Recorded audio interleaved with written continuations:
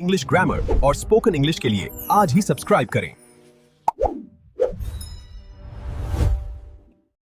क्या सिर्फ 5 अक्षरों का एक शब्द किसी को समय यात्रा करवा सकता है?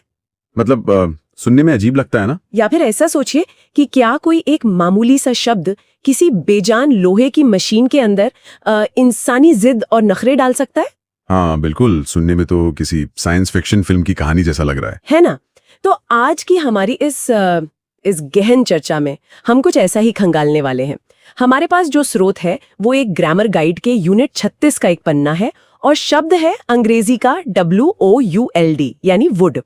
पर एक बात मैं शुरुआत में ही स्पष्ट कर दूं कि हम यहाँ कोई उबाऊ व्याकरण का पाठ नहीं पढ़ने वाले हैं। ये बहुत जरूरी स्पष्टीकरण है, क्योंकि अगर कोई इसे सिर्फ एक नियम पुस्तिका की तरह देखेगा ना, तो वो असल जादू मिस कर देगा। मतलब व्याकरण तो बस एक ढांचा है, असली कहानी तो उस ढांचे के भीतर पलने वाली हमारे दिमाग और हमारी भावनाओं की है। बिल्कुल सही कहा। तो आज का हमारा मिशन ही यही है कि हम ये डिकोड करें कि वुड सिर्फ वाक्यों को जोड़ने वाला एक टूल नहीं है, बल्कि ये इंसानी कल्पनाओं को उड़ान देने और असंभव को संभव मानने का एक जबरदस्त माध्यम है। तो सीधा चलते हैं स्रोत के पहले हिस्से की तरफ, जो बात करता है अवास्तविक स्थितियों की, मतलब जो सच है ही नहीं। हाँ, अनरियल सिचुएशंस। और यही बात इसे इतना खास भी बनाती है। मतलब आप सोचिए, दुनिया की बाकी प्रजातियां तो सिर्फ उसी वास्तविकता में जीती हैं जो उनके ठीक सामने मौजूद है, पर इंसान भाषा के जरिए वो दुनिया रच सकता है जिसका कोई भौतिक अस्तित्व ही नहीं है। वाह, मुझे तो ये बिल्कुल किसी VR हेडसेट की तरह लगता है। मतलब वर्चुअल रियलिटी VR हेडसेट। दिलचस्प एनालॉजी है ये। हाँ, मतलब जैसे ही आप वाक्य में वुड लगाते हैं, आप असल जिंदगी की उस ठोस और उबाऊ सीमा से बाहर निकल जाते हैं, सीधे एक सिमुलेटेड दुनिया में जहां कुछ भी हो सकता है। बिल्कुल। पर मुझे लगता है कि ये शब्द उस VR तकनीक से भी कहीं ज्यादा गहरा है। VR में तो प्रोग्रामिंग पहले से किसी और ने तय की होती है ना, आपकी सीमाएं वहां भी बंदी हैं। पर वुड के साथ इंसान अपना खुद का एक अनंत ब्रह्मांड रचता है। स्रोत में एक बड़ा अच्छा उदाहरण है इसका। कौन सा वाला? वो वाला कि it would be nice to buy a new car but we can't afford it. मतलब वो नई कार खरीदना अच्छा होगा, पर हमारे पास पैसे नहीं है। हाँ, ये वाला। जब मैं इस वाक्य को पढ़ती हूँ ना, तो मुझे इसमें एक बहुत गहरा विरोधाभास दिखता है। मतलब एक तरफ सपनों की उड़ान और फिर धड़ाम से हकीकत की दीवार। एकदम सही पकड़ा आपने। इसे एक मनोवैज्ञानिक नजरिए से देखिए। वाक्य का पहला हिस्सा, जहां इंसान मानसिक रूप से उस नई कार की महक महसूस कर रहा है, वो असीमित कल्पना है। और फिर वो जो बट के बाद का हिस्सा है ना, वो एक भारी पत्थर की तरह उसे वापस जमीन पर खींच लाता है। बिल्कुल। ये सिर्फ ग्रामर नहीं है, ये तुम्हारी रोज की कश्मकश है। और ये कश्मकश सिर्फ भविष्य या वर्तमान की इच्छाओं तक सीमित नहीं है। ये शब्द हमें अतीत में भी वापस खींच ले जाता है। मतलब स्रोत में वुड हैव का जिक्र है, जैसे they helped us a lot. I don't know what we would have done without their help. उन्होंने मदद की, वरना पता नहीं हम क्या करते। हाँ, मतलब ये तो सच में टाइम ट्रैवल है। हम अतीत में जा रहे हैं और सोच रहे हैं कि अगर ऐसा नहीं होता तो क्या होता। जो घटना घटी ही नहीं, हम उस पर विस्तार से बात कर रहे हैं। इससे मनोविज्ञान के बड़े परिदृश्य में काउंटर फैक्चुअल थिंकिंग कहते हैं। हमारा दिमाग ऐसे ही काम करता है। एवोल्यूशन ने या विकासवाद ने हमें ऐसा ही बनाया है। पर दिमाग ऐसा करता क्यों है? मतलब जो हो गया सो हो गया। दिमाग उस पर अपनी ऊर्जा क्यों बर्बाद कर रहा है? क्योंकि ये हमारे सर्वाइवल का बहुत बड़ा हिस्सा है। जब दिमाग सोचता है कि अगर उन्होंने मदद नहीं की होती तो क्या होता, तो वो असल में भविष्य के लिए एक सिमुलेशन रन कर रहा है।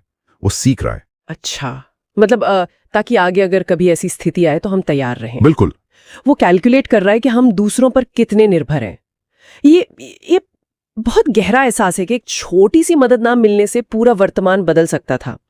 और वुड हमारी इसी सर्वाइवल मैकेनिज्म को आवाज देता है। शायद यही वजह है कि वुड का जो सबसे अच्छा दोस्त है वो है इफ, यानी अगर। हाँ, हमेशा साथ दिखते हैं ये दोनों वाक्यों में। स्रोत में वो सू वाला उदाहरण है ना, जो रोजमर्रा की जिंदगी से जुड़ा है। हाँ। I would phone Sue if I had her number.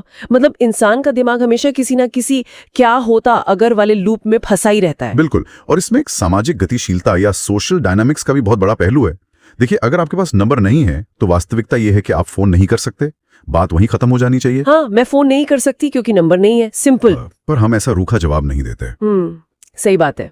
हम सीधे मुंह मना करने से बचते हैं। हाँ, वुड हमें यह आजादी देता है कि हम अपनी असमर्थता दिखाएं, पर साथ ही अपने अच्छे इरादे भी जता दें कि भाई मेरी नीयत एकदम साफ है, परिस्थितियां खराब हैं। सामाजिक रिश्ते बचाए रखने के लिए बहुत जरूरी है। वाओ, एक छोटा सा शब्द हमें कितना कूटनीतिक बना देता है। खैर, अब अपनी सामग्री के दूसरे हिस्से पर आते हैं।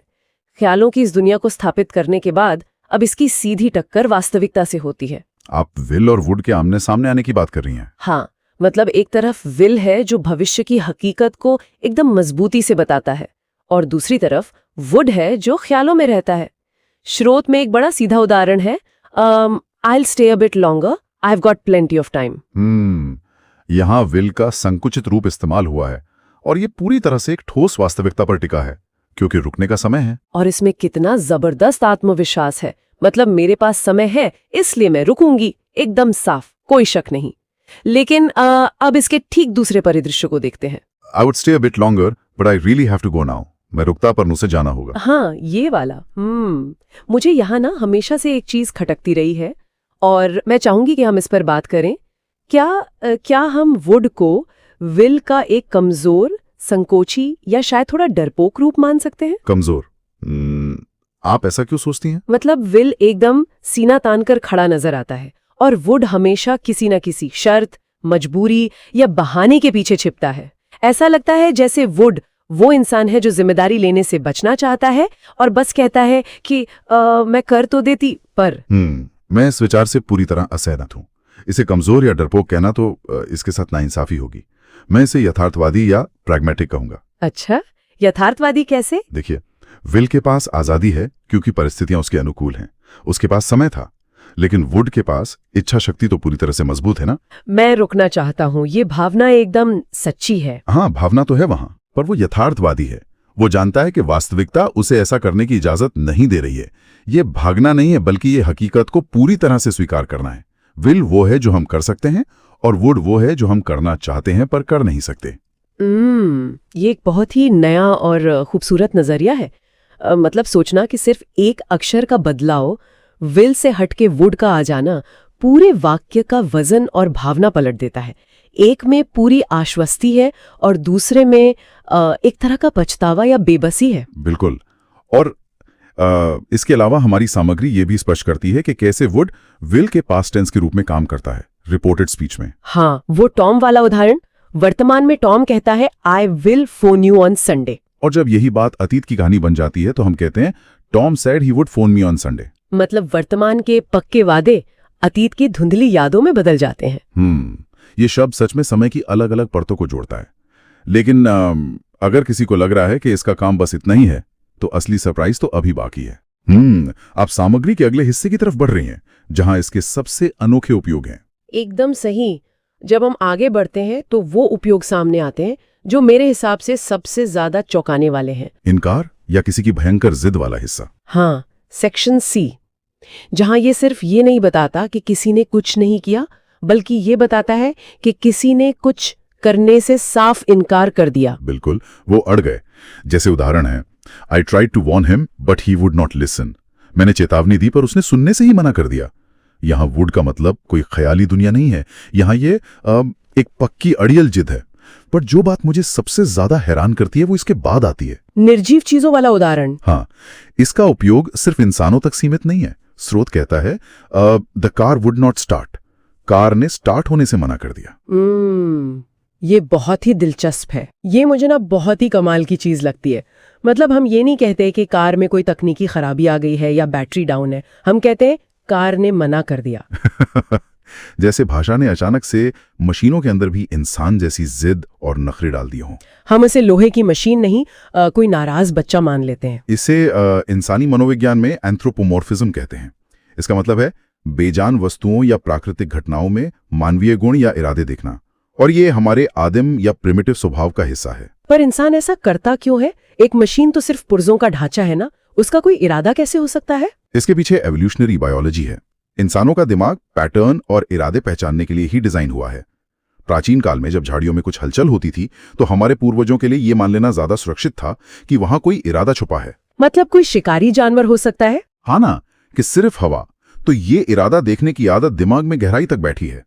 इसलिए जब हमारी अपनी कार, जिस पर हम नियंत्रण महसूस करते हैं, वो अचानक काम नहीं करती, तो दिमाग उसे मैकेनिकल फेलियर नहीं मानता। अच्छा, वो उसे बगावत मान लेता है। बिल्कुल, हम अवचेतन रूप से सोचते हैं कि वो जानबूझकर हमारे खिलाफ काम कर रही है, और भाषा उस हताशा और झुंझलाहट को पकड़ने के लिए वुड नॉट का सहारा लेती है।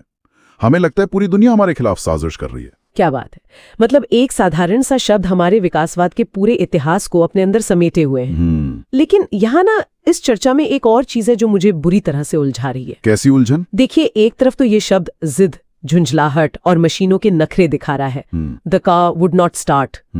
लेकिन ठीक उसी समय हमारी सामग्री ये भी बताती है कि इसका इस्तेमाल अतीत की पुरानी आदतों को बताने के लिए भी होता है। हाँ, जो अर्थ के मामले में यूज्ड टू के काफी समान होता है, जब कोई चीज पास्ट में बार बार होती थी। हाँ, तो सामग्री का उदाहरण देखिए। जब हम बच्चे थे, हम समुद्र के किनारे रहते थे। गर्मियों में अगर मौसम अच्छा होता तो हम सब सुबह जल्दी उठते और तैरने जाते। We would all get up early and go for a swim. बिल्कुल। अब आप मुझे ये समझाइए कि ये कैसे संभव है। मतलब ये कितना अजीब है ना कि एक ही शब्द जो कार के विद्रोही नखरों को दिखा रहा है, वही शब्द बचपन की इतनी सुनहरी, सुकून भरी और मधुर यादों के लिए कैसे इस्तेमाल हो सकता है। इन दो बिल्कुल विपरीत भावनाओं के लिए अंग्रेजी ने एक ही शब्द क्यों चुना? ये सवाल बहुत ही शानदार है और सच में गहरा ऑब्जर्वेशन है। सतह पर देखेंगे तो ये दोनों भावनाएं बिल्कुल विपरीत ही लगेंगी, झुंझलाहट और नॉस्टैल्जिया। लेकिन अगर हम भावनाओं से परे जाकर इनके पीछे के पैटर्न को देखें तो एक बहुत ही मजबूत मनोवैज्ञानिक समानता नजर आती है। कैसी समानता? मुझे तो कोई समानता नहीं दिख रही। देखिए, जब कोई इंसान जिद करता है या कार बार बार स्टार्ट होने से मना करती है तो वो क्या है?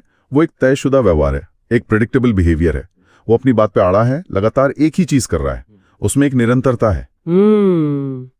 हाँ, ये तो है। और जब हम बचपन की उन सुनहरी यादों की बात करते हैं कि हम रोज सुबह जल्दी उठते थे, रोज समुद्र में तैरने जाते थे, तो वो भी क्या है? वो भी तो एक तयशुदा व्यवहार ही है ना, एक पुरानी आदत जो लगातार बार बार होती थी। ओह माय गॉड, तो ये सब भावनाओं के बारे में है ही नहीं, ये आदतों, पैटर्न और दोहराव के बारे में है। बिल्कुल।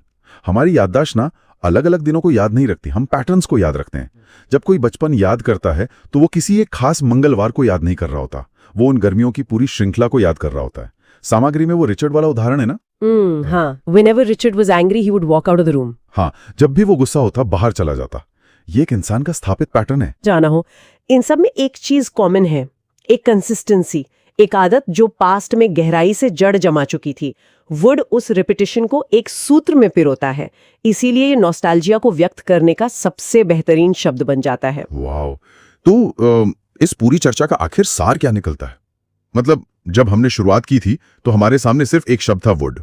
पर अब इन सब हिस्सों से गुजरने के बाद ये एकदम साफ है कि ये कोई साधारण ग्रामर का नियम नहीं है। बिल्कुल नहीं, ये एक बेहद वर्सटाइल टूल है जो इंसानी दिमाग की जटिलताओं को भाषा का रूप देता है। हाँ, ये एक ऐसा जादुई टूल है जो हमें वर्तमान की बेबसी से निकालकर भविष्य की असीमित कल्पनाओं में ले जाता है, जो हमें वीआर की तरह अतीत में जाकर गलतियां सुधारने का मौका देता है, जो मशीनों पर हमारी आदिम झंझलाहट को व्यक्त करता है और जो हमें बचपन की उन सुकून भरी यादों में वापस ले जाता है।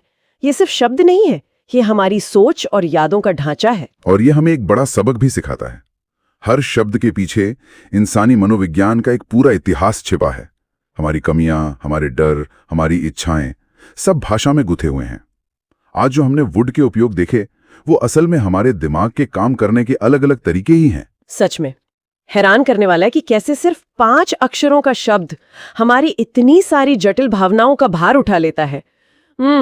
और अब इस चर्चा को खत्म करने से पहले एक विचार है जो मुझे लगता है कि हम सबको सोचना चाहिए। जी बिल्कुल, बताइए। जरा कल्पना कीजिए, अगर किसी दिन अंग्रेजी भाषा से या मान लीजिए दुनिया की हर भाषा से इस वुड शब्द और इसकी जैसी अवधारणा को पूरी तरह से मिटा दिया जाए तो क्या होगा? क्या कोई इंसान अपनी अधूरी इच्छाओं को, अपनी उस काश ऐसा होता वाली फीलिंग को कभी उसी गहराई के साथ एक्सप्रेस कर पाएगा? ये सोचने वाली बात है। क्या हमारी भाषा हमारी कल्पनाओं को आकार देती है या हमारी बेकाबू असीमित कल्पनाओं ने ही व्याकरण के एक साधारण शब्द को इतना जादुई बना दिया है? अगली बार जब भी कोई वुड बोले तो इसके पीछे छिपे इस पूरे यूनिवर्स पर विचार जरूर कीजिएगा।